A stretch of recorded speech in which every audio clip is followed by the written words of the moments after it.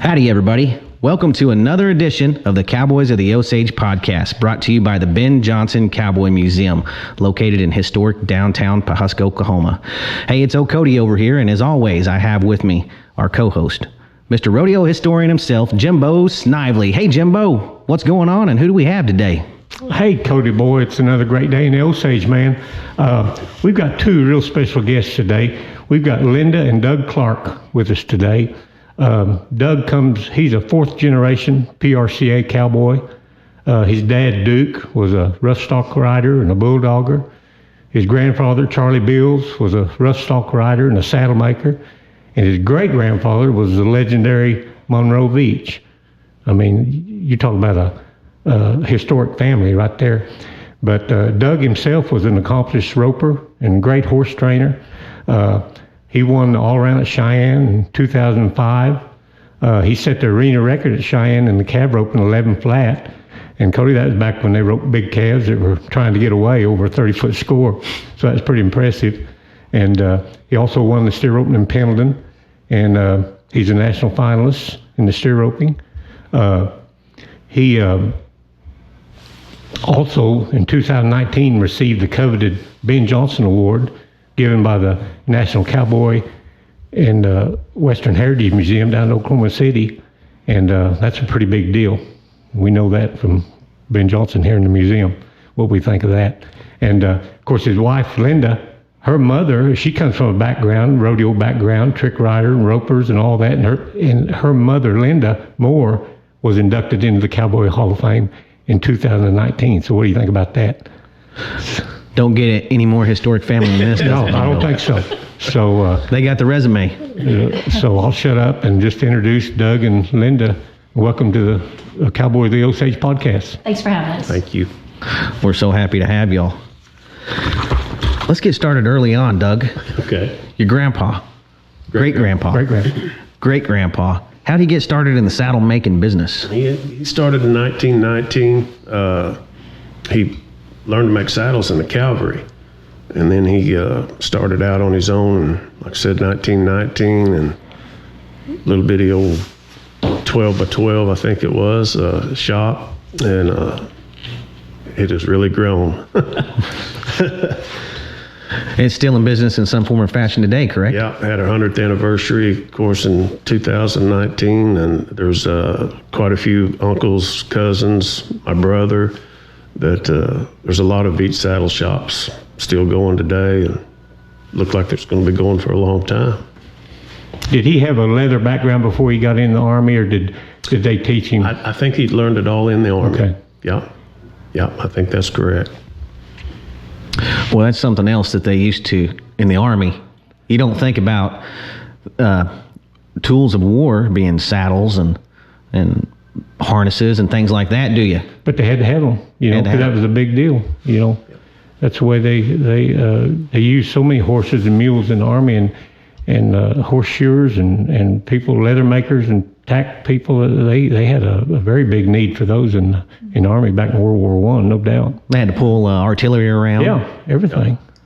They charged people on them. Yeah, they did. Boy, it was really something else. I saw, not to get off on war right now, but I saw a deal the other day where they would teach their horses to lay down why they were being attacked. Yeah, I saw that. Wait till the enemy gets so close, then they could get on them and go attack. That's Indian style, wasn't it? Indian style, but they used it in World War I. I know it.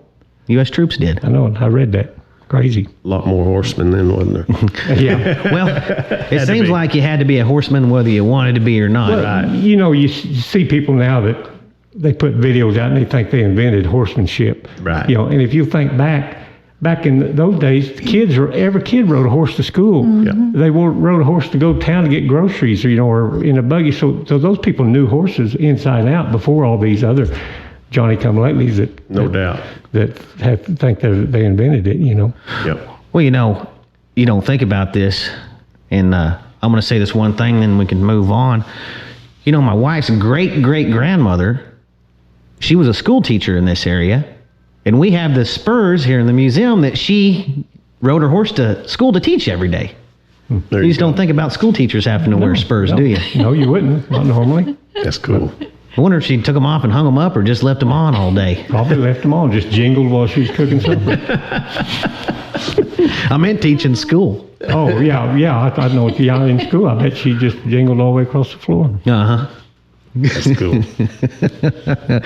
It does hurt to get your butt kicked with a spur on, especially when they're sideways and that spur catches the inside of your thigh right there. Yeah, you've had that. Yeah. Oh, yeah. I've had every kind of butt kicking you could possibly have. Whippings, kickings, thrashings. So they've been in 2 years ago was the 100th anniversary of the Veach Saddle Company. You bet. Wow. Yeah. I wonder how many saddle companies can claim that they've been open over 100 years, still going. Have you guys done any research on that? I think maybe Hamley's would be the only other one. And I heard they're not even building anything at Hamley's anymore, so that may we'll see. I don't know about King's. They may have been building saddles for a long time up there in Sheridan. Right. There may be one or two, but I doubt if there's very many. I bet it's a real short list. You know, one thing, the parent shop, the one that's still in Trenton, Missouri, which was Monroe's, they're still huge right now in the trick saddles. What's in Tennessee, who's the lady that has the... Dolly Parton. Yeah. And, the one in Branson. Dolly Wood. Yeah. Yeah, and then Branson, they're shipping saddles all the time. It's really bigger than you think, the trick riding. Kind of a resurgence, yeah, I think, of some of the contract personnel acts. Yeah, which is cool. I read... well, there's probably not too many companies that make saddles that even know how to make a trick saddle, really. Exactly. They even have the patterns for them or anything. I would have to say it's a real specialty thing, and you guys been in the rodeo business and the saddle making business for over 100 years, so I would have to say that's the reason. You bet. There's probably so big into the trick making saddles. I bet there's not a whole lot of them out there. No, and I didn't realize Monroe Veach had that background as a trick roper and a trick rider. Mm-hmm. I didn't realize that. And he even, Cody, I read that in the early days of the theaters, when they were changing the reels in the movie theater, it took him a little while, he'd come out on stage and twirl his rope. Yeah. Inside a movie theater. Oh, wow. Yeah. Who'd have thought that? I don't know. They had to be buddies with Will Rogers back then. You'd think they've crossed paths. You'd think they would have crossed paths. Yes. He probably rode one of y'all's saddles. Wouldn't surprise me. Wouldn't surprise me either. Yeah. I know they keep ledgers, and every saddle that's ever made, know who bought it and where it went and all that. And it'd be interesting to go through all that and see.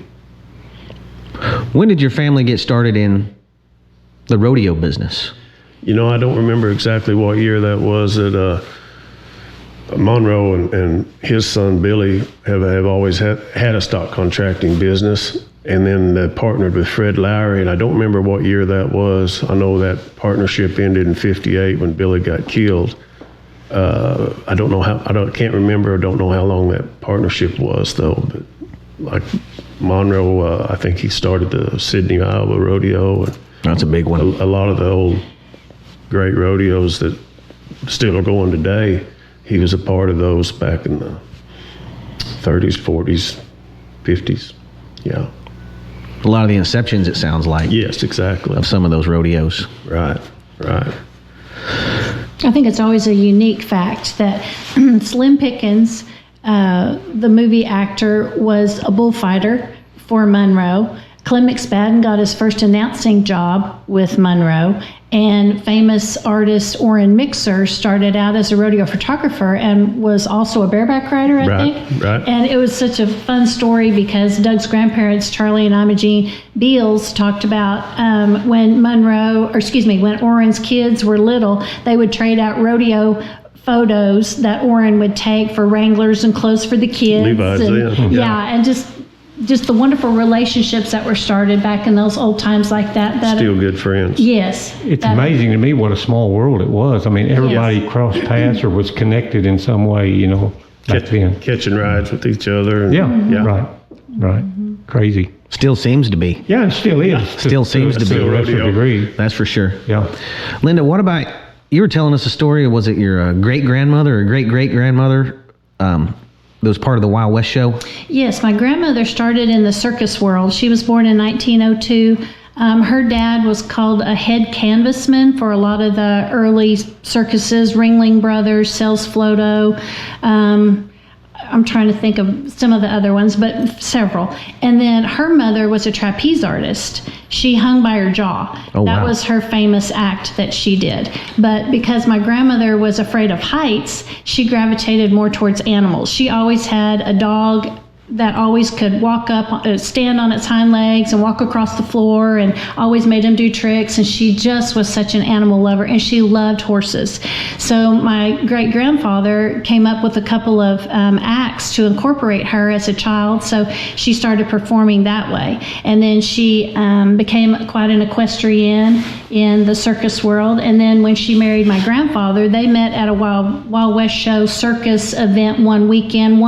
A Wild West show was in one tent and a circus was in another tent. And so she met my grandfather. His name was Percy Moore, and he was a saddle bronc rider and bulldogger, and he always said in his contracts, it said that you were generally useful. So he did a little bit of everything. And he always told the kids, my mom and aunt and other aunt, that they were generally useful when they would gripe about doing the chores every afternoon. He said, it says in your contract, you're generally useful. So that's what you are. But yeah, so she gravitated more towards the Wild West show side of things at that point in time. She was an excellent seamstress. She did, back in the 60s, made a lot of the clothing and everything, and became a trick rider and trick roper. And then, yes, ironically, she had my Aunt Persina unexpectedly in a Wild West show tent on the Colonel Jim Eskew Wild West show in the 1930s. Oh, wow. Which one did your grandpa work for? Wild West shows. Probably all of them. They worked for Ringling Brothers and Sales Floto. Okay. And I'm trying to think of some of the other ones. I'll think of them here in a minute. Miller? But yeah. Oh, yeah. My grandmother was on the 101 Wild West show.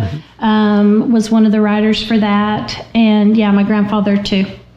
Boy, I'd like to have been around at that time to check out the original 101 Wild West show, I Jimbo. know, I've seen some pictures, and it was just a who's who of cowboys. You know, Tom Mix worked over there, and of course Bill Pickett and guys like that. I mean, can you imagine? I saw a video of Bill Pickett tying a steer down the other day. Really? Cool. He was, I think, 70 seconds on him, but he made a good run. Right. It was a tough steer. Probably a long score. Yeah, I'm guessing. Definitely. Boy, howdy, that's such an interesting story. Thank you for sharing that. That's just adds a little bit more to the family. I mean, it's unbelievable, the history of that family on both sides. It's freaking believable. It blows me away. I love stuff like that. I know. I really do. So you mentioned that your family was in business with Fred Lowry in the rodeo company, and then eventually Fred designed a roping tree.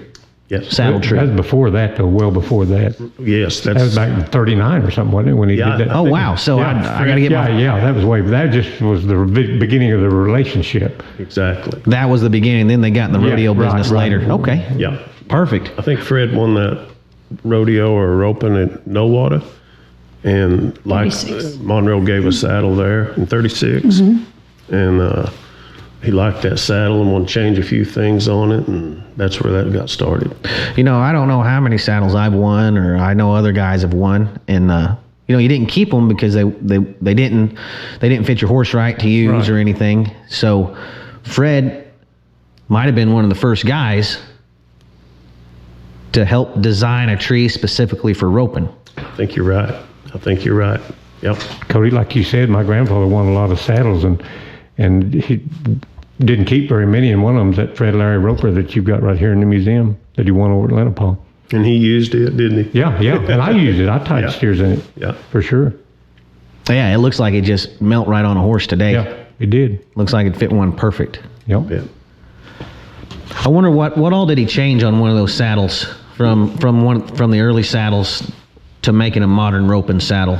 You know, my tree that we're still making saddles, my brother took over Grandpa Charlie's saddle business when Charlie died to keep it going, and he does a great job. And my tree is basically a lot of the same bars, and they're beefed up. Nobody likes a saddle that's going to break. the flare and the bars to make them fit the horse, and just usable. And there's no reason why a saddle shouldn't fit 99% of the horses instead of just one, and they do. So the Doug Clark tree, that's a modified Fred Lowry tree. Right. Of course, we got more swells on them now than Fred had, the guys back then, and Cannell, of course. But yeah, there's a lot of similarities to them. What's different about your saddle than a lot of other saddles out there on the market? Like I say, the flare of the bars. I like the saddle to fit behind the back of the horse as much or more than the front. To me, over the kidneys, there's so much pressure there, especially tying steers, roping calves. I hate a saddle that stands up in the back. You can always add another Navajo or whatever, and where the withers are to make that fit. But they need to fit around the horse and not on top of him, in my opinion.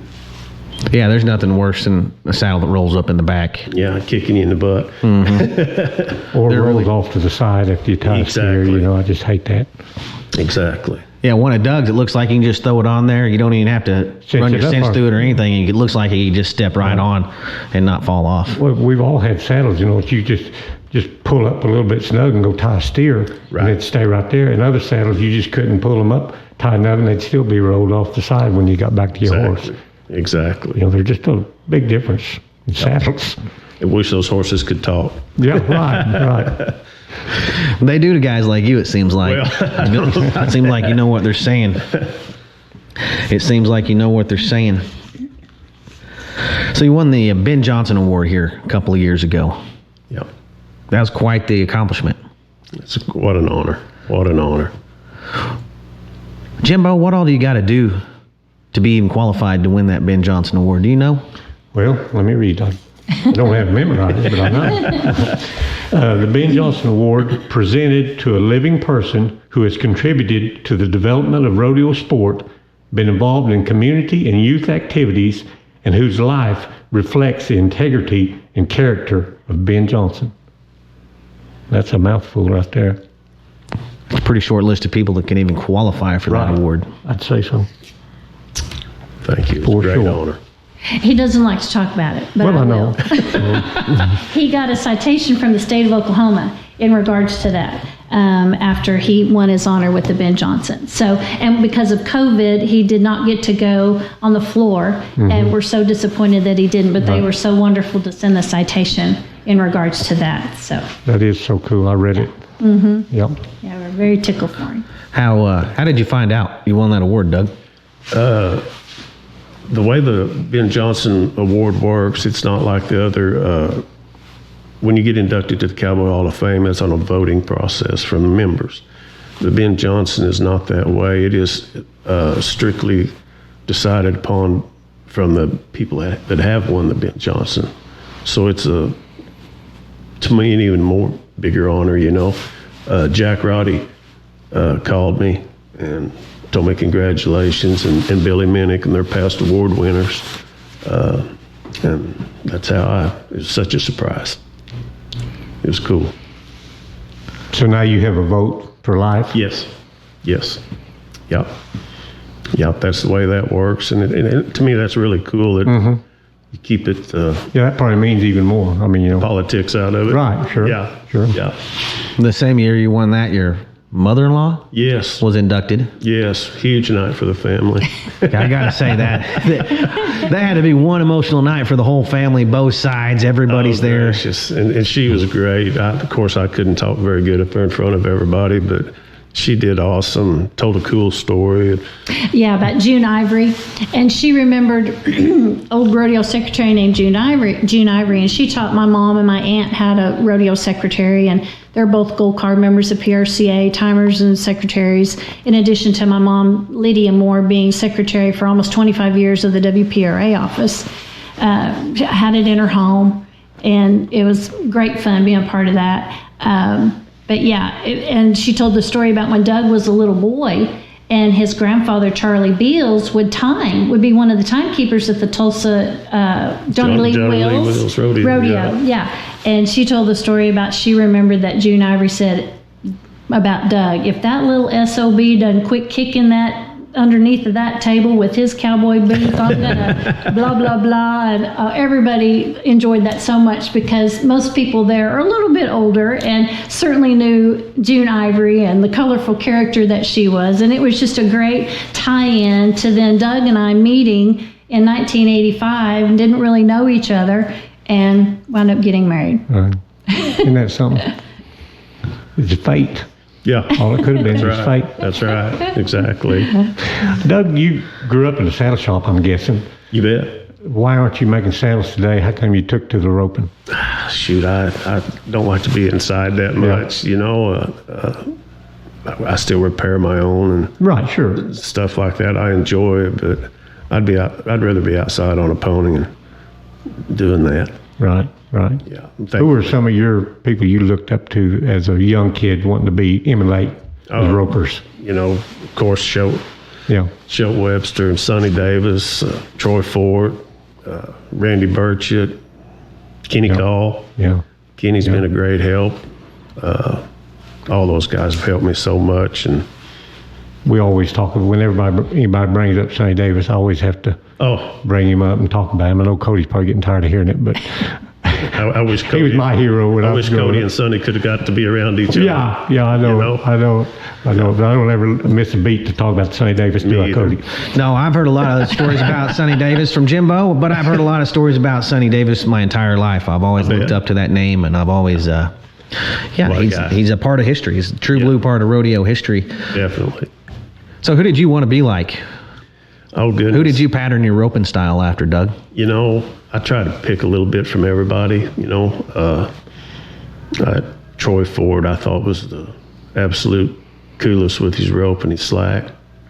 I think, you know, I'm old school. I still think you got to get in position instead of rope going to them. And Schultz set cattle up, you know, so well. Set his run up before he even got there. Such an art to that, you know. Sonny on the ground, my gosh, he could still beat him today, you know. Pick a little bit from everybody, you know. Mount Rushmore steer ropers. I need 4 names. I'll give you 3, and then you can argue about the others. But I'll give you Everett Shaw, Schultz Webster, and Guy Allen, and you can argue about the other one. Boy, that's you definitely got 3 right off the top right there. Well, I'm on Trevor Brazil. Okay. Yeah. He's right there. Yeah. I mean, we can't. He may be contemporary, but. Well, I know. Well, Guy Allen was too, but we need the 4th one, but I won't even argue the other 3. No. Well, Guy Allen, he made his first national final, 79, 80 in that general neighborhood in the 70s, wasn't it? And Schultz and Shaw, of course, they've got the championships too. I think Shaw won 6 and Schultz won 4. Well, you got to put. But they were rock stars too. They were at the golden age, the steer roping, and it's hard to tell somebody the popularity they had back then. Oh, yeah. You know. Yeah. I mean, Schultz was asked to be the Marlboro Man. You know. There you go. They were just on another level. You know, like they were just rock stars. I'd have to say old and young. Yeah, it'd be all right with me. That guy was, talk about make a living roping. Yeah, sure. Yeah, absolutely. What was neat about that era was that was such a source of entertainment. Yeah. Just like my Back to ancestors, stands. yes, in the circus and the Wild West show, and then it progressed into early rodeo. I mean, that was your source of entertainment. Right. That you would go to town once a year and go to the rodeo. Yeah. I mean, some of the old pictures that we see, I mean, the stands are absolutely packed. And those old jackpot steer ropings, you know. They won more money than guys are winning today. Yeah, I know it. But the crowd, you know, they'd be sitting on the fence. They'd be up on the bucking chutes. I've seen pictures of them up on the concession stand, you know, just trying to see, you know. And it's just hard to describe now, but it was such a novelty. I mean, you didn't have so many, you know, and it was just a big deal to go to one of those big steer ropings back then and watch those guys rope. I forget what year that was. Troy Ford won Fort Worth and the calf roping, and went on and bought that ranch. Yeah. You know, you can't pay for your pickup or your trailer today. No, right. Win Cheyenne, you know. Yeah, you could buy some land with what you won back in those days. Yeah. I remember Grandpa bought the saddle shop in Tulsa. He won the bull riding at Fort Worth or Houston. Yeah. And bought that saddle shop, which was an old gas station at the time, and Grandma a new car. Now it seems like it's coming back around to some of these guys now where you can actually make a living in the sport of rodeo between what's available in purse money and sponsorships, it looks like now for the elite guys. Right.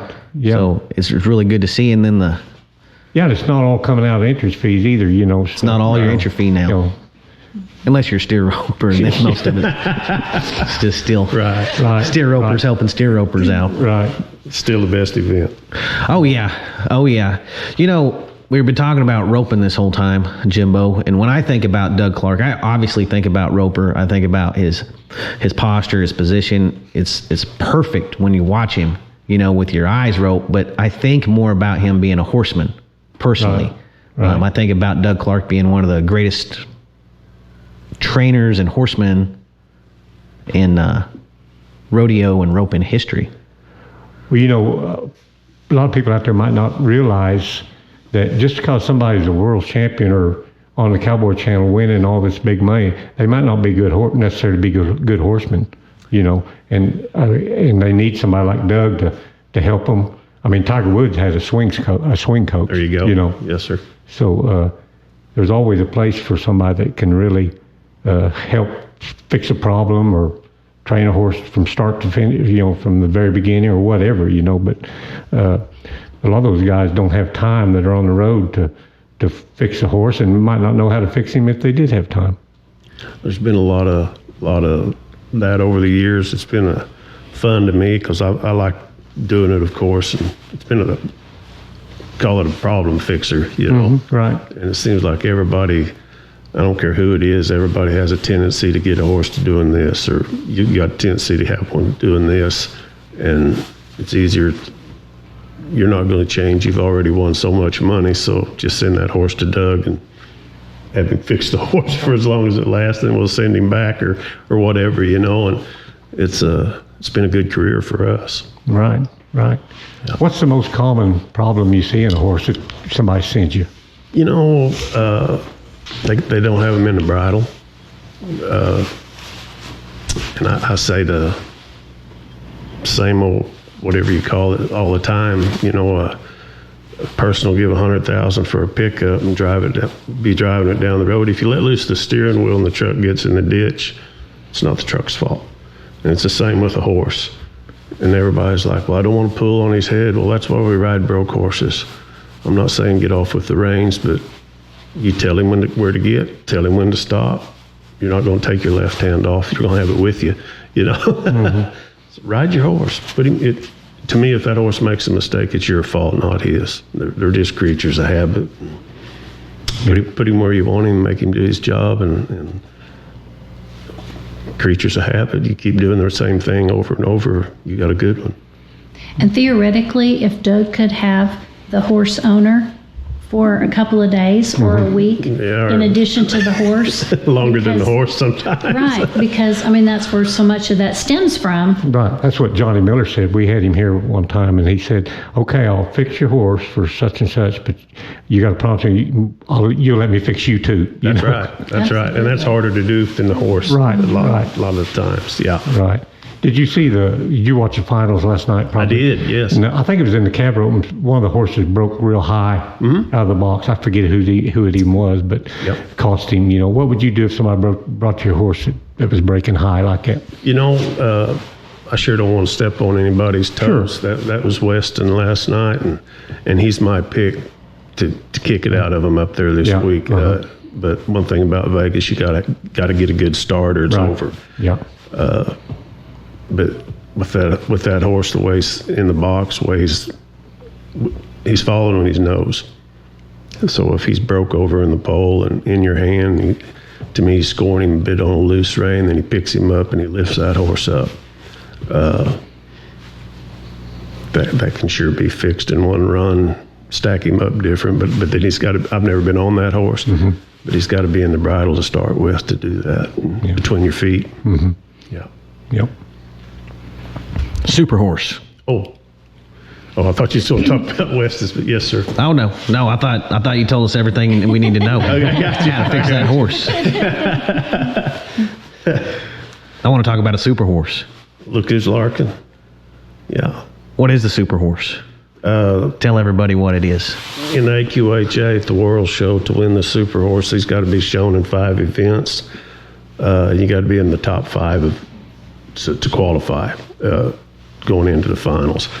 So I was fortunate enough to get to ride that horse they call Look Who's Larkin that year, and we got to win it on him. I showed him in the calf roping, and he had different guys riding him in every discipline.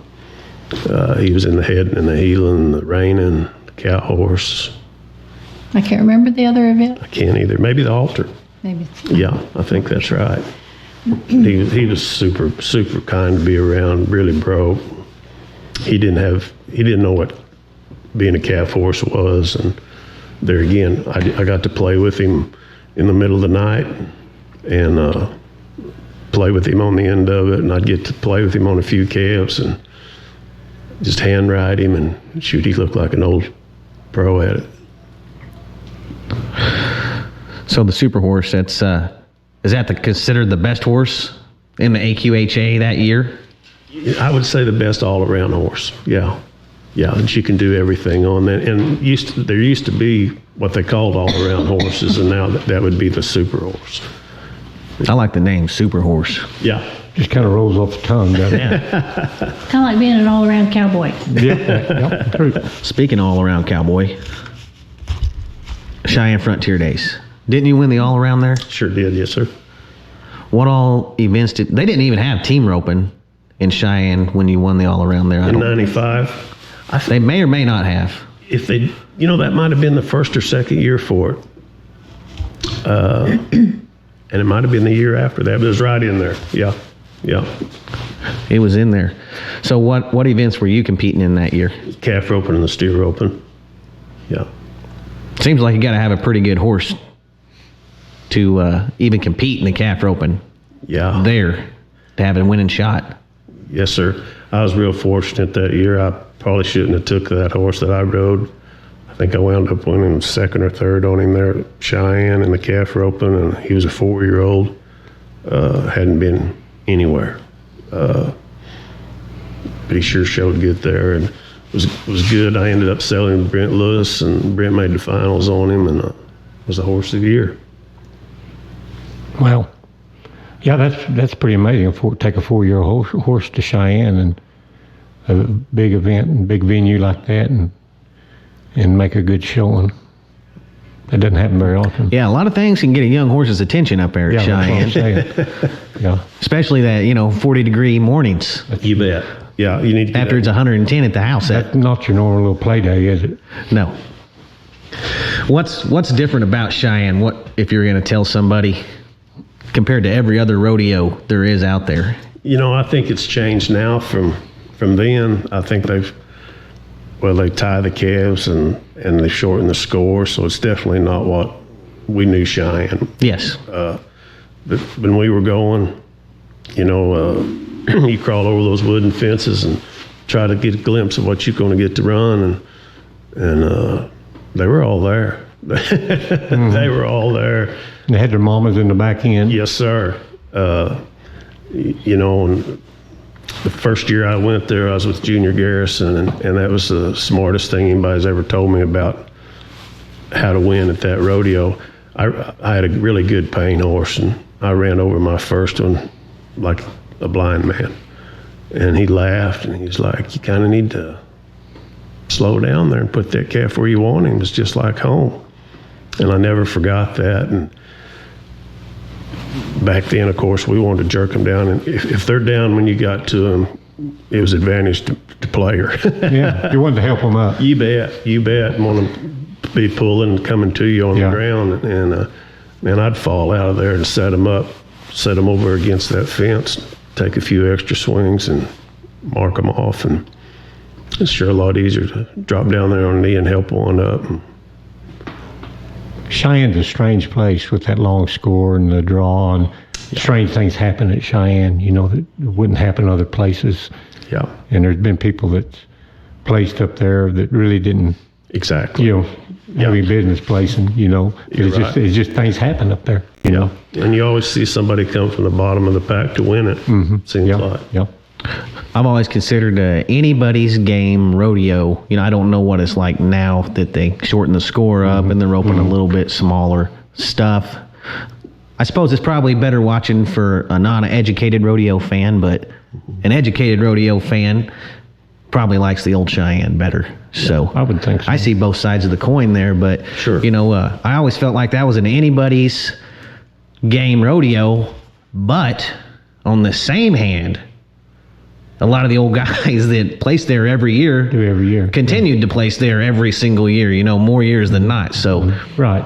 a lot of those guys that had patience, I'm sure. knew how to get them down, didn't get in too big a hurry, Didn't run over them like Doug said. didn't run over them, which is easy to do there. Right. Right. I had one walk out one time, Jimbo. He walked almost to the line, and then he turned around and came back. And there was just a patch of grass about this big by the heading box, and he started eating it. And I was standing up swinging my rope, and I didn't know what to do. It was one of my first times ever Cheyenne, so it's really something else on them walking fresh steers that ain't never Right. even been ran anywhere, Right. What a great rodeo. Steer roping actually made Cheyenne, is what I always heard. I mean, that was the most popular event in the early days, Yes, sir. Still is to me. And now they don't even show it during Yes. their performance. Well, that's their choice. That's a whole other story. Everything changes with you time, it seems like. They don't have the wild cow milking either, or the chuck wagon races and Or the Indian performances, races. or the relay races or any of Yeah. it. So Yeah. it's things change, Right. I guess. Things change, I guess. You've also won some other big rodeos. Pendleton, Oregon. Yes, sir. Yep. I was fortunate enough to win Pendleton and make the finals that year. Gosh, I've entered that rodeo and some of those others up there in the Northwest for 20-some years and never did go. I was like, that's stupid to drive all the way up there. But I can go to Albuquerque, Elk City, and go to my honey hole. I know I'm going to win over here, and I'd always turn out and not go. And I finally got to go and won it, and I'm like, damn, I should have been coming up here all my life. It's a long ways up there. It is a long ways, but that might be that rodeo never changes. What a tradition. Yeah, It's a right. great rodeo. Right. Right. So what's... Excuse me, I didn't Yes, mean to- go on. To top it all off, though, the year that he won it, catapulted him, made the steer roping finals in 2005, and his grandmother, Imogene, happened to be up there that year. And she was hanging out of the announcer stand. She was up there sitting with some other friends, and she was so excited for Doug. He said, that about made me want to cry. We were both crying. Yeah. She was so excited for him when he How won. special that had to be. Yeah. Yes, For sure. absolutely. I got some Pendleton stories, but I'm probably not going to tell them right now. They're not that special. It's a great rodeo. It's a great time up there. They really know how to put on a rodeo. They know how to show gratitude to the cowboys coming up to the That's it. rodeos up there. That's always a fresh feeling when you get up to that country. It's a long ways up there, Yep. but it's always great when you get up there. Jimbo, they give you free grain And hay yeah. for your horses. You got to get enough to get up there. Then once you're up there, they take care of you That's it. like no other. That tradition has not changed. That rodeo is still fairly traditional, which is wonderful. Did you know they changed ends with the chute up there? No, Yeah. I did not. First time Joe went up there, he said they roped from the other end. Wow. And they said this, it was during the slack, and the sun would come up and hit off the grandstand and just blind you. I'll But bet. and that picture of Jim in there roping in '58, that's from the other end. And Interesting. that was about the time they changed. Interesting. Yeah. So, tell us a little bit about Pendleton, how that's set up, and how a typical run would go, Doug. That most people you don't even know what it's like there, Jimbo, unless you've been there. Right. TV doesn't know justice. A little bit is good watching, but Yeah, it doesn't sure, know justice sure, unless you sure. go. So tell us a little bit about that rodeo up there and how the timed events work out that some people might not realize just from watching it on TV. You can rope all your life, and when you go to Pendleton, it's a different game. They just put a snow net up there, and that's the box. and you're on the track, and the track's running downhill to the football field that's on grass. When you back in there, you don't see a cow or anything. You back right up against the stadium wall, and there's a gentleman there in a chair, and you're like, oh, I'm ready, turn him out. And he turns and says, Something. Bring him. Bring him. Yeah. And you can hear a guy coming on horseback, bringing your cow down an alley. And this old gentleman will say, he's a quarter of the way, he's halfway. And when he comes, that old gentleman's sitting in a chair, and he's basically straddling the alleyway. And when he shoots between that gentleman's legs, he's like, he's yours. And he is yours then. and you got to gauge him. Those cattle are so lost, you know, whatever the score is out there, you got to read it, how fast he's going, and get him set up right there to where you can pick him off, you know. And I think it was Joe or maybe Kelly, maybe both of them was telling us it kind of depended on who was bringing them too. So if you had a young guy, they'd be coming pretty fast, and if you had an older guy, well, they might not be coming as fast. Yeah, let them come on their own a little bit. You're right. Yep.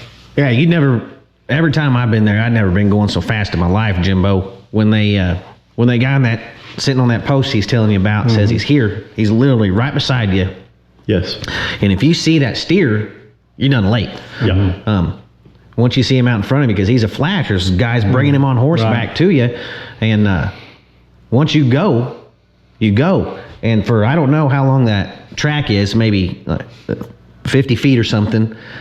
And the outside of your roping box is nothing but your peers lined up. That's it. Guys on feet, just standing there. And they're all trying to help you out, too. They're all telling you whether you need to go or pull or hold up.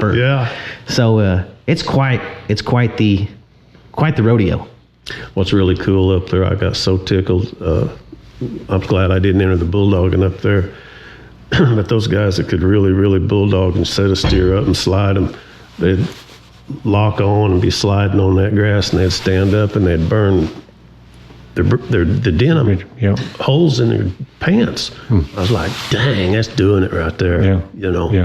Yeah, that grass, all that other's different, and then the grass just has another dimension, doesn't it? Yeah. How do you prepare their feet?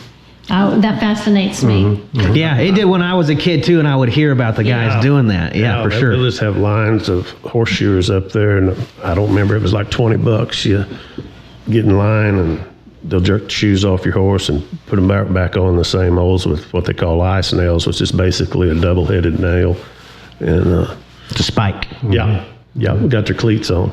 But even then, some horses really didn't like it. You could tell they hadn't been rode outside. Yeah. Yeah. This year there was a lot of team ropers fall. One of them got hurt a little bit. One of the minor boys. Yes. There's been guys there break legs for years. They're it seemed like the heeling horses coming around there, sliding that pivot leg. There was a header. I hate that I forgot his name now, but he died up there. Was it Mike Booth? That's him. Yes, sir. Died up there. Has there been many steer roping horses get down up there that you've ever seen? No, to me the steer roping, to me up there, not going down, but get going so fast. And, you need to check them up a little bit before you leave them, because those steers are sliding up their butt. Right. So a little control there. Calf roping, you'll sure see some horses go down. Yeah.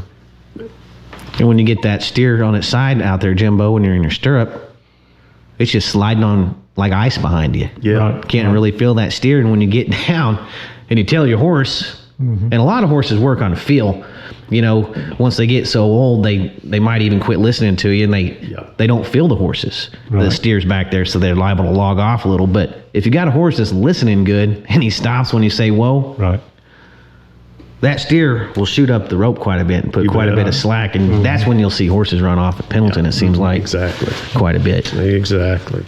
Yeah. In fact, if anyone have never watched the video, I think Trevor 2 or 3 years ago up there at Pendleton, running over the cameraman. He ran over. He saved their life. That's what he did, and still won second in the rodeo. You bet. Yep. That's a true sportsman right there. That's good stuff.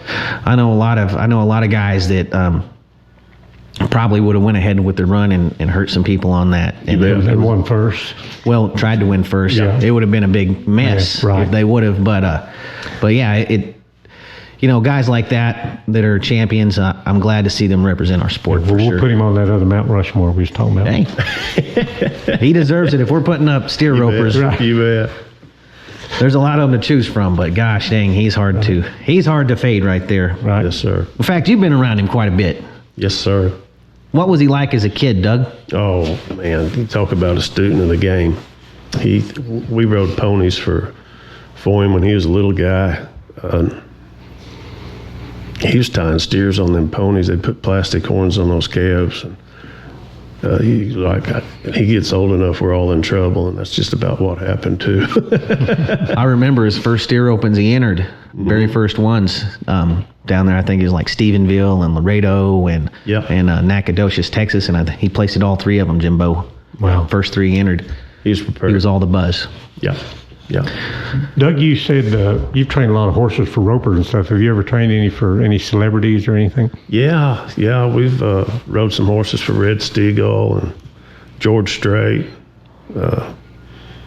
George Strait. My wife would die if George Strait pulled up the house with a horse. The lady, the teller at the bank, when he took the check, she said, "Is that right? Is that the George Strait?" My wife's been stalking him for 30 years. He's such a great guy. Such a great guy.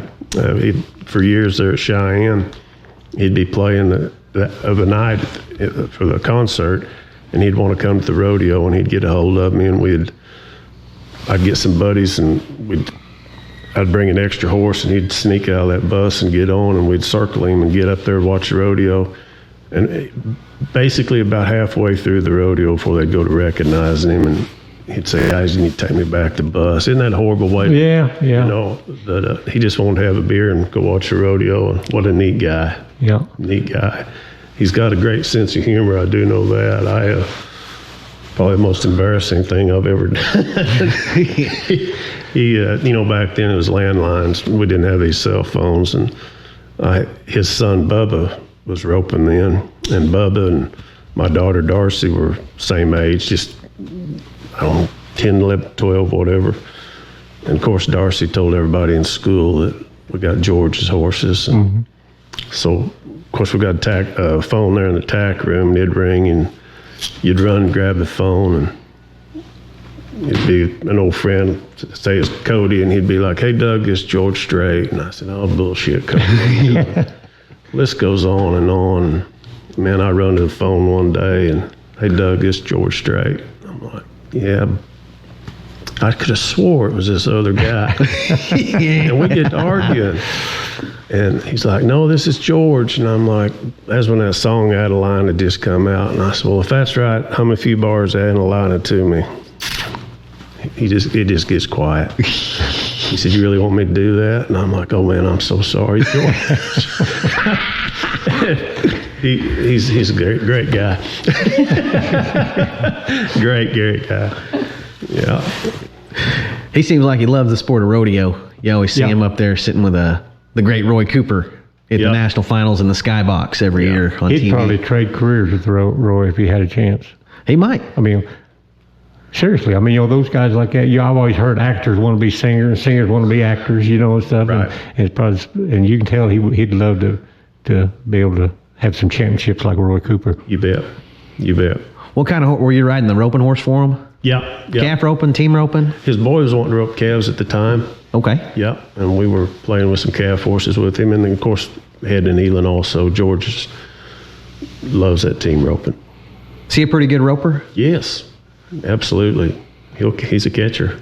I remember growing up, you'd see him at quite a few rodeos around Pecos, Texas. He always seemed to enter that, even after he's uber famous, And a few other rodeos, you'd see him down in South Texas enter. That's right. I think Sonora would be another one you'd see him enter. And, he'd just be out there with all the guys, and no one would really bother him because he was most of the time in the slack. And You bet. And Yep. that's just something else. Yeah. Yep. But yeah, I was sitting right beside him one time in Sonora after the slack. Didn't recognize. Didn't know it till we were done. They're like, "Oh, did you know you were sitting beside George?" At the committee tent where they give you the free food and stuff. And they said, "Yeah, that was George Strait sitting there." He wasn't humming out of line, was he? No, he wasn't humming, singing, nothing. What the heck, George? What the heck, George? Yeah. Timed event championship. You've entered that a few times. Yeah, 5 or 6 times I've gotten to go there. That's a great event. I just loved it. So the timed event championship, it's 5 events, 5 go rounds. Yes. 5 events, 5 go rounds, 25 head. 2 purse a day. So they got to head 5, Yep. heel 5, Yep. bulldog 5, rope 5 calves, Trip 5 steers. rope 5 steers. Yep. Yep. 25 head. Yep. The Iron Man of rodeo, Jimbo. I know that's an amazing event, and it's fun to watch some of those guys that's never bulldogged, It is. bulldog, and some and the ones that never steer rope. The Cowboys, the best Cowboys, cream comes to the top after a week, 2 or 3 days of that.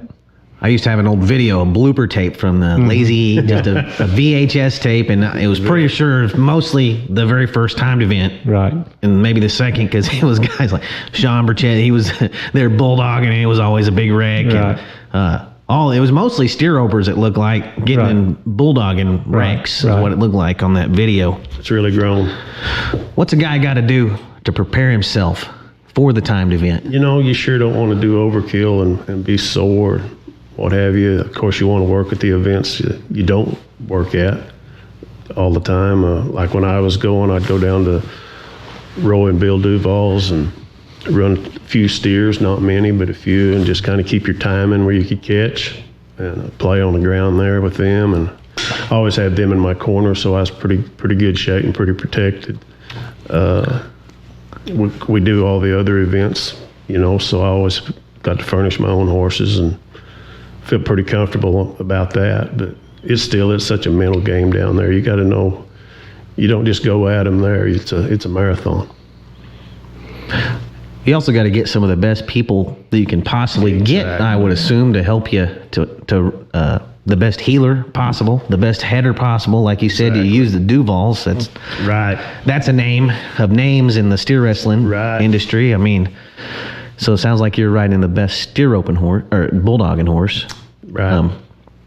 Yeah, in that big pen, you sure got to have a hazer. Like I always had Sam over there, and he could talk me through it. And everything was good. You knew where the cattle were going to be. And of course, in the heading and heeling, you got to have the same thing, the very same thing. You got to know where your guy's at and what we're doing. And a lot of people don't realize how big that arena is, especially with the back end out of it. If you miss a steer there and go to the back end to regather him, it's a day's ride down there to regroup. Yeah, most of the events they have there now, they have that arena split in half. Yeah. A lot of people that go there now don't even realize that the arena's the back half of that thing. Yes. It's not just the they may even have 2 arenas at one time going in opposite directions at the same time, Jimbo. I've never seen it like that. Oh yeah. I've roped it a lot of times when it was fully the whole thing, and it is a big, nice pen for an indoor arena. It is. The weather's different at the back end. Yeah. It definitely is. Yes. Right. It definitely is. I always, what I always thought was really cool when I was a kid? That tunnel that you bring the steers back through. Yeah, absolutely. That always was funny to me, to hear you don't even see the steers, and then there they are. Yeah. I always thought it was cool to be able to walk back down through that tunnel. Yeah. Well thought out. Yeah. Yeah, it's quite the facility, except for the location, but it'd be probably about 100 times more popular, a little closer to the interstate. Yeah. One thing about it, during our COVID year, that place didn't shut down. It kept rodeo alive in Oklahoma. Yeah. I think it kept rodeo alive. They had the national high school finals. They had every single finals from across the nation there. You bet. Because it's a private-owned place, and it was up to them whether they kept it open or not. Does old Delmar Smith, does he still run the chute? Delmar's there every time. Yeah, they've got Delmar a permanent chair, and what a great guy. His nephew lives up 99, got the bird dogs. Oh yeah. He's world champion bird dog trainer. Bird dog trainer. You bet. Yeah. But Ronnie is his nephew. He lives up here north of Pasco, about 15 miles probably. At that timed event, it seems like the Bulldoggers, they'd miss their bulldogging steer, and the world champion heelers, they'd miss their Dally heeling and things like that. That their main event, they'd go out in and they'd do good in all the other events. You ever notice that, Doug? Take it for granted. Yeah. Yes, exactly. I'm guessing though, bulldogging and heeling would be the two that would be the hardest to pick up if you've never done it before. Exactly. Wouldn't you think? Yes. Well, we've seen some people struggle with the steer roping up there too. Oh, sure. There's a lot of things that can happen to you in that event. A lot of guys don't think about getting their leg trapped with the rope Exactly. and having to get out from underneath the rope. Don't have the basics. Uh-huh. Right. And you know, like Jimbo said too, I remember one year up there, Mike Beers told me one of the first years I went, maybe the first year, we were talking about it, and he's like, you know, that guy healed so phenomenal and still does. But he said, I can make a second up in the heeling. That's the only event you can do that in. And he's right. You know, you don't force anything in the steer roping. You don't force anything in the bulldog, and you wait till they come around, and there's a time to go for the nose. And in that heeling, you know, I was like, dang, wished I healed like you, Mike. And he did. He could make it up in the heeling. Mike Beers, he's one of the best pure ropers I've ever seen. Roping heels, roping heads, roping horns. And bulldog's good. He does bulldog good. Yeah. He's seriously one of the best pure ropers just at rope handling and catching every single time that you're ever going to see, Jimbo. Right. Well, For sure. I'll agree with that. I've always enjoyed watching Mike rope. You bet. He's one of the guys that can come from the Northwest or anywhere, and he can come get all the money down here. Yeah. There's very few of those guys. That's right. Mike Beers, his boy, Jason Stewart, he's one of them too. You bet. That's You bet. very deadly from up there. But you know, we get such longer roping season down here. You know, we get to ride our horses year round down here. Right. So I think that makes a big difference. Oh, it's sometimes. a big advantage, no doubt. But there's I'm a Jason some. Stewart fan. That guy can do it. Oh, one of the best. You know, he still enters Pendleton every year. It Yeah. seems like, and he places there more years than not. Right. Still, Oh, yeah. another guy, Kyle Lockett. That guy's just a Definitely. pure roper. Can rope Definitely. anything, don't matter what it is, and rope it as good as anybody living. Those two spent the winter with us one time, helped me at the World Show, and then from there they went on to the finals when they were roping together, Kyle and what fun. Those guys are just the best guys. Yeah, when I think about some pure ropers, there are two of them right there for You sure. bet. I think they've both done well at the timed event too, because they can You bet. they can rope just about anything. What would a Shote done at the time event? Man, that had to fit in like a glove, wouldn't it? It would have. You bet. Yeah, Sunny sure. World. Yeah. Sunny World was a good bulldogger too. Yep. Yeah. Yeah. Wouldn't it have been neat to have some of those guys Yeah. Yeah. at a deal like that? Yeah. Horses of the year. What's it mean to win something like that? Oh, it's a great honor. You know, it's voted on by the other guys you compete with. You know, and it was always meant a lot to us because we all the horses that we did that with, you know, started them from scratch, and so we got to see them come all the way. And that meant a lot. How many have you had? My goodness, I forget. Pokey in the steer roping, my yellow horse in the calf roping on Mr. Ed. Horse was sold Brent Lewis. You know, we did that with Brent. I had another steer horse we called Quattro, wore number 4 shoe. He didn't win it one year, but he was second or third, something like that. Yeah, that's pretty neat honors. Pokey. He's obviously one of the best steer horses to ever live, Jimbo. This whole horse that he had. How many times did he win AQHA Horse of the Year, Doug? Was it 4 times?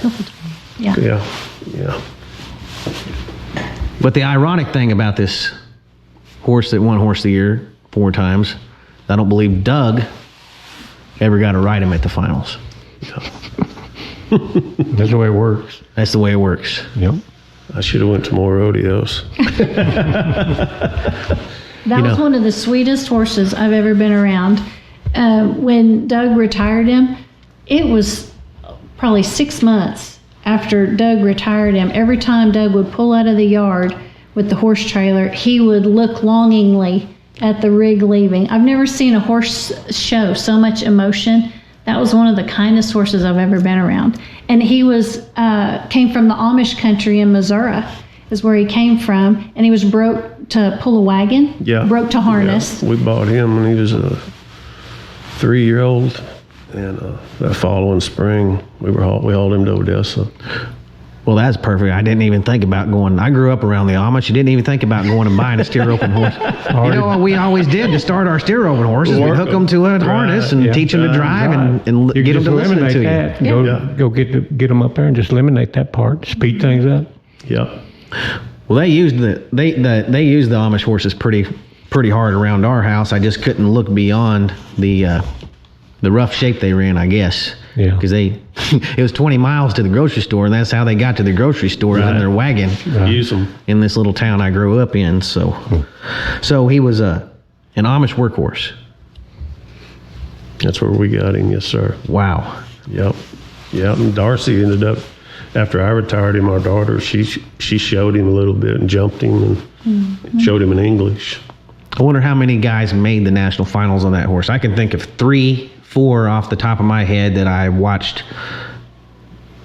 He let my dad ride him at the national finals one time. I've watched Guy Allen win a pile of money on that horse. I've watched Todd Casebolt ride that horse. Yeah. And I'm pretty sure I saw T. Woman win a bucket load of money on that horse several times. Yep. And maybe some of the Casebolts too. Yeah. Who else are we missing out of that list? Gosh, you rode him once or twice, didn't you? No, I've just... Didn't you ride him at Coleman one year? Well, I rode him to cool him out probably after everyone else got behind.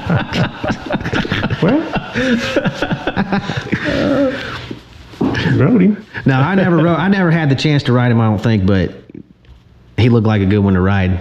I would have loved to rode him one time. Thank you. He possibly one of the best steer horses to ever live. It's a pretty short list of some of the best steer horses to ever live. You were saying something about horses earlier. Kind of caught my attention, and I didn't ask about it at that time.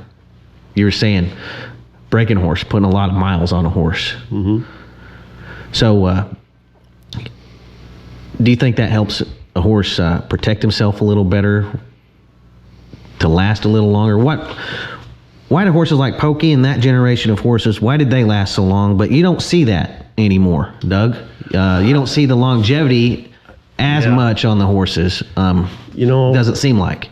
It's such a different world for whatever reason. To me that wasn't that long ago when me and your dad were rodeoing in that era.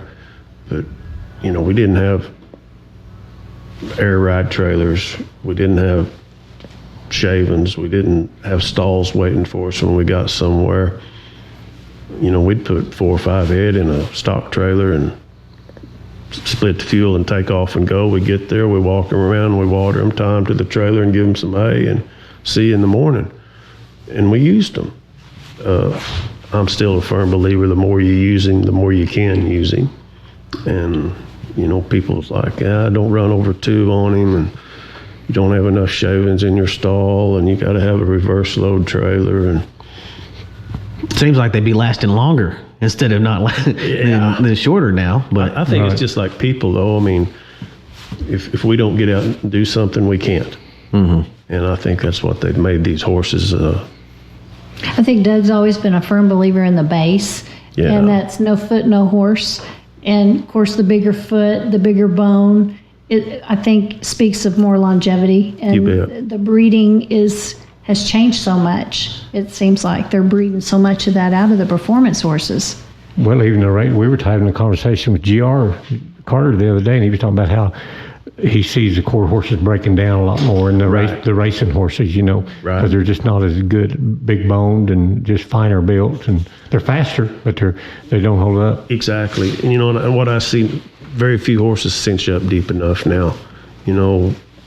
Say Pokey and Dutch that T ended up with that you guys had. Those horses would use a 36-inch cinch, and I bet you go to NFR out there at Vegas right now, there's not a horse out there you could use that cinch on. It surprised me if there was. This is a little off subject, but watching the finals last night, why is the neck catch in team roping legal and it's not in steer roping? It used to be, didn't it? Yeah, sure it did. Sure did. I don't know how many steers got roped by the neck last night. Yep. You know? They used to, front leg, slick horns and a front leg used to be legal too. Yeah, it's steer roping, yeah. They used to actually hope for a front leg in it. Because the money leg. Yeah. Yeah. Wasn't much getting up, something like that happened. But I just wonder why it's like that. I don't know. And to make those guys get a better throw and make them rope a little better. Some of those guys might be worried about whipping it off of them, you know. Yeah, we saw that last night. The guy waved it off one. Right, right. There was several steers missed in the team. I think 4 steers missed last night, and one that should have missed. You see that one that whipped around his neck? Yes. That was the worst loop. I never seen a loop that bad. It did go on there from. Well, I've just never seen a loop go on. I never had either. And it was amazing loop. I never had one go on like that. Well, I'd like to buy that rope. Yeah. I've had a couple go on like that, Jimbo. I never did. That was riding an old horse that ducked out pretty bad. Yeah. Speaking of horses ducking out, what happened to your thumb, Doug? I see that you only got 4 fingers on one hand. Did that heeling steers. Believe it or not, I didn't. I don't think I did anything wrong. I know I didn't. It was turning the steer loose, and it's just a freak accident. No kidding. You really don't. Did you find it out in the arena, or was it in your glove, or? Yeah, I picked it up and we had it put back on, and it didn't work. So back to snap shirts. I prefer these snap shirts. You bet. Anyway, Jimbo, he's still on the fence on it. I do have one now. I wore it down there at the Hall of Fame the other night. Oh yeah, you were looking good. You would have made Sean proud the other night. Yeah, I did. I sent him a picture, and he said that I've been redeemed. That's right. I think was his words. That's right. Sorry, right here. I'm looking at my notes, Jimbo. What about the big money now? Like the American stuff, is that? Do you see a lot more interest in the kids and stuff now that they see those big checks? Yeah, there's definitely. You help a lot of kids, don't you? A lot of kids, yeah. You know, the junior deal, the youth deal is bigger than ever. It's just huge, and there's so many places for them to go.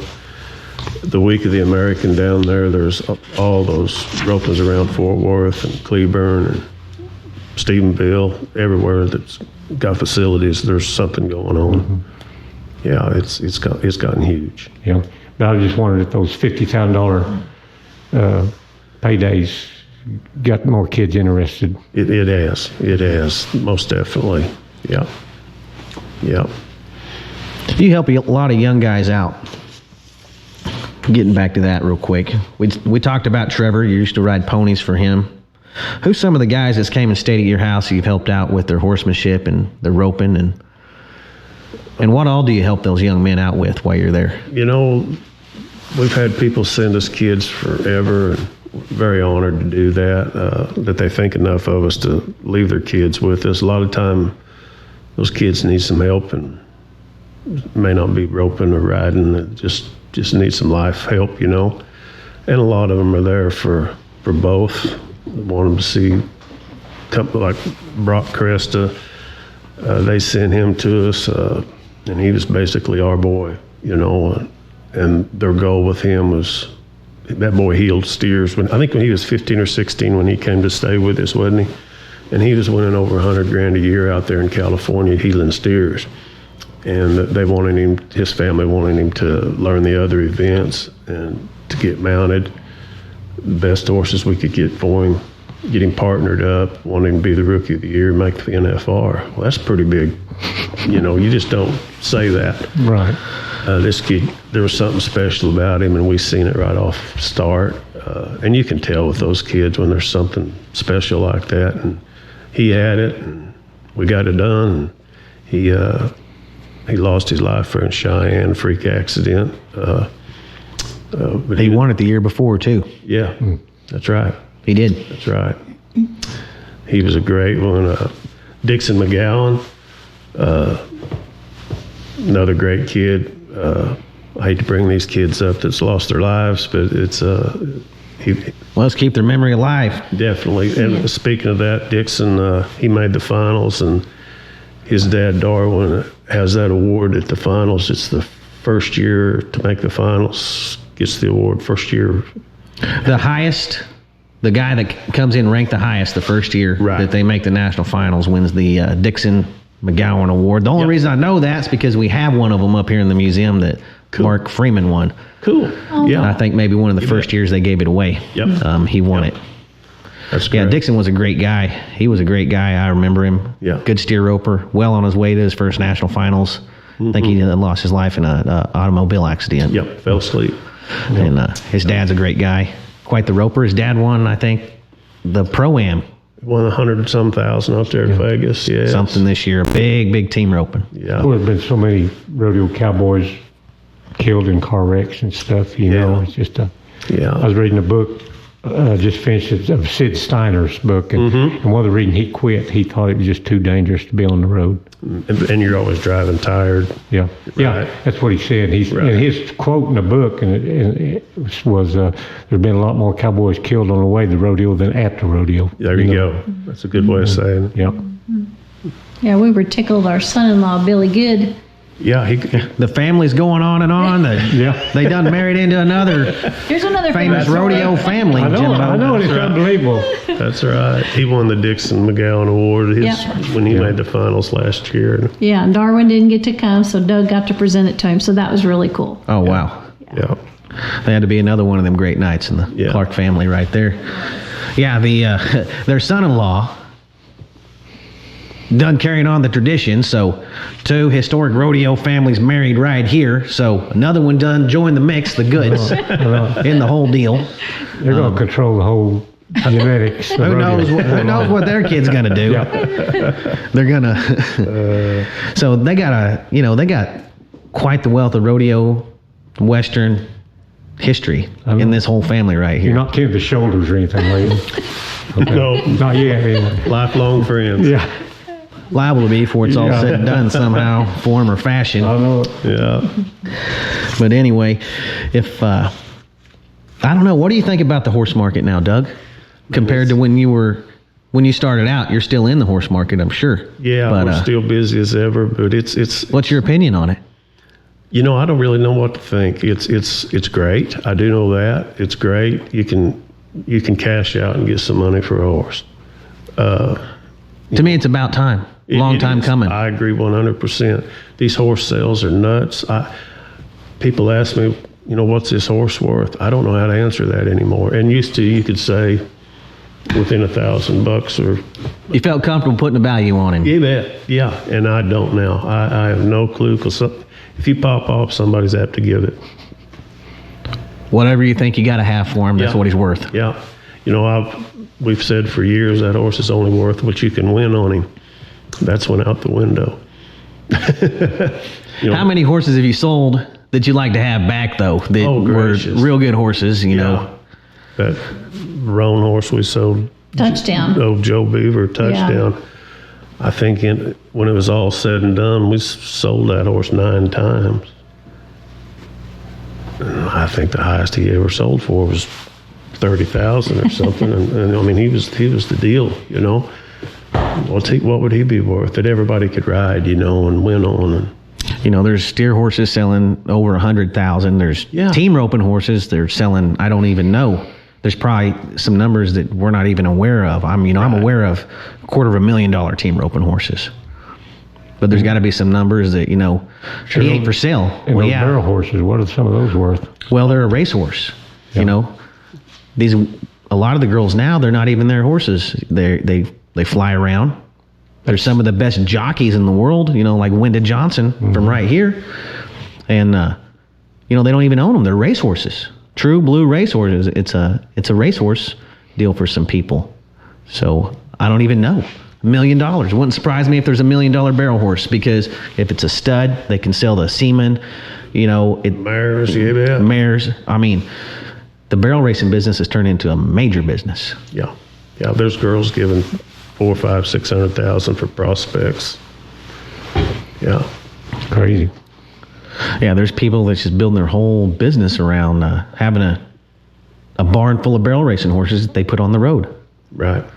I'd like to have a barn full to sell. Yeah. Yeah. Oh, You yeah.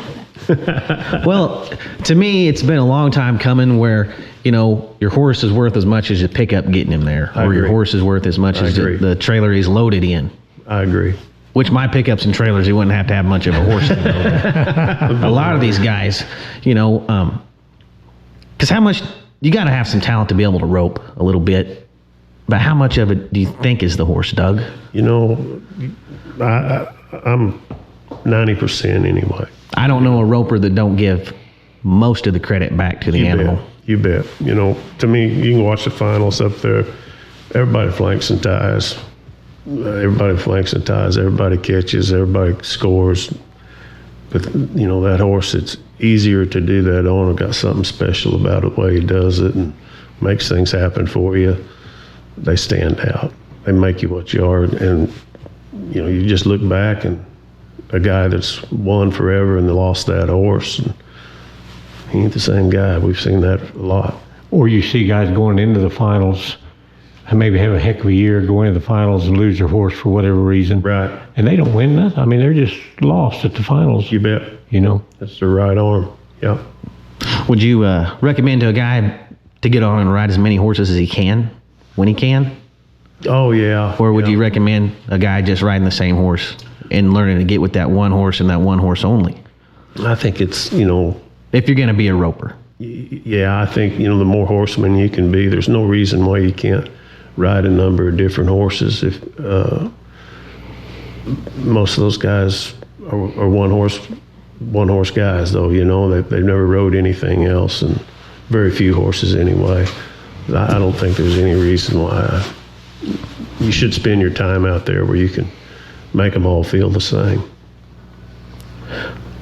What kind of headgear do you like using on a horse most of the time? I know stuff that works, but what's something that works more times often than not?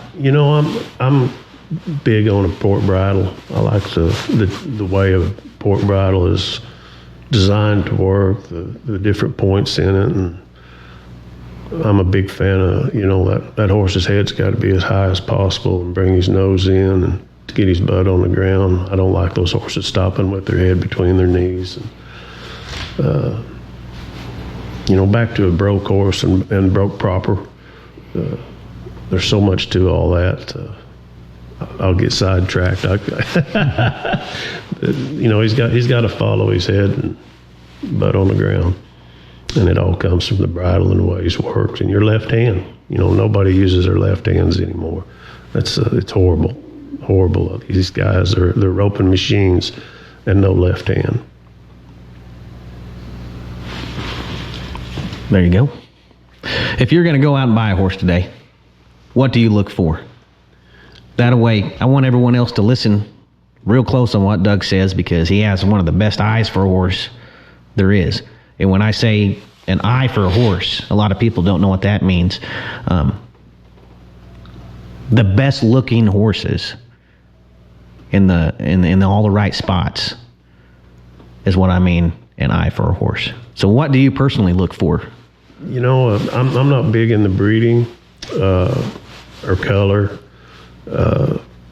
I look at those horses as individuals, and the first thing he's got to do is cinch deep. He's got to cinch up. He's got to have some good foot and bone on him.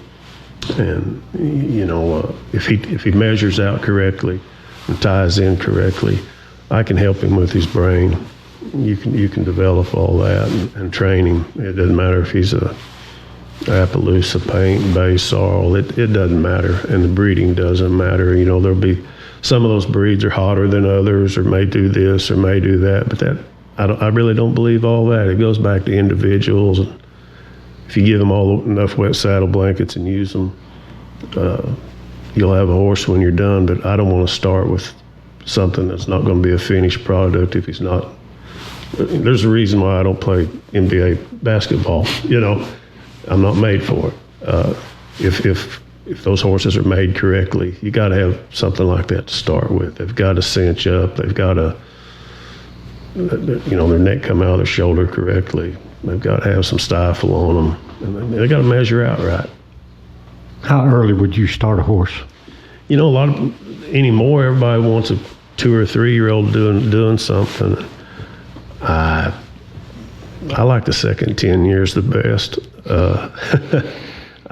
You know, our horses will be 4 or 5 before we even start patterning them up. You know, I just want them rode and used and cowboyed on. And when they're looking at the ground and mature, then you can go to the arena and it'll be easy and they'll last. Yeah. To me, there's no reason. You don't see it anymore. We used to see everybody's horses. We'd ride them for 6, 8, 10 years. Especially steer horses. Steer horses just last in their 20s common, you know. And I don't, you know, now they got limited rodeos and these $100,000 trailers. Why isn't that horse lasting, you know? And gosh, we'd ride them for years and things have changed, but it still goes back to you got to have a rascal that's made correctly and fit for the job. And that's getting hard to find. Unless you got a lot of money. Yeah, exactly. And then you still just can't go buy one. Right. You still just can't go buy one. Yep. Everybody would be riding one. Yeah. Everybody would be driving a Ferrari. You know, you can't just go buy one of these horses. That's right. You can't. Jimbo, what else you got for Doug today? I'll just thank Doug and Linda for making the drive over today and telling us all this history. You know, like you said, such a 2 historic families, you know, and now you add Billy Good into the mix, you know. And it's crazy the connection they've got with the rodeo going back all the way back into the early 1900s. The inception of rodeo. rodeo. The inception, pretty much, you know, and all the connections, all the people that their family crossed paths with. It's just amazing. And anybody knows us, we're all about the history here at the Ben Johnson Cowboy Museum, and this is just right up our alley. That's for sure. Do you guys got anything for anybody else while y'all are here? I think that's it. Appreciate you guys. Well, thank y'all so much for coming down. It's been a great honor to sit with and talk to you again, Doug, and rehash all these old stories and let everybody know, you know, about all these great people that are gone, that came before us. Trailblazers. And this great guy right here. Right. It's another one right here. It's another trailblazer. I know it, absolutely. I've seen him rope all my life, Jimbo. Yep. Looked up to this guy my whole life. Appreciate you guys. Oh, thank you so much. Great families. Yep. Proud to know y'all. Thank you for everything you've done for the sport and continue to do for a sport. Linda does a lot at the Cowboy Hall of Fame. I saw her down there Friday Keeping it working. going. So, Thank you guys for what y'all are doing. This is awesome. It is. all right. pleasure. Well, till next week, this has been another edition of the Cowboys of the Osage podcast. And be sure and like it and share it. And we're on YouTube now, Spotify, Apple, and Facebook under the Ben Johnson Cowboy Museum. And who knows where else? Who knows? We don't even know, do we, Jimbo? Oh, we might be in outer space. We are. Aliens are watching us. All right. See everybody next week. Thanks for watching.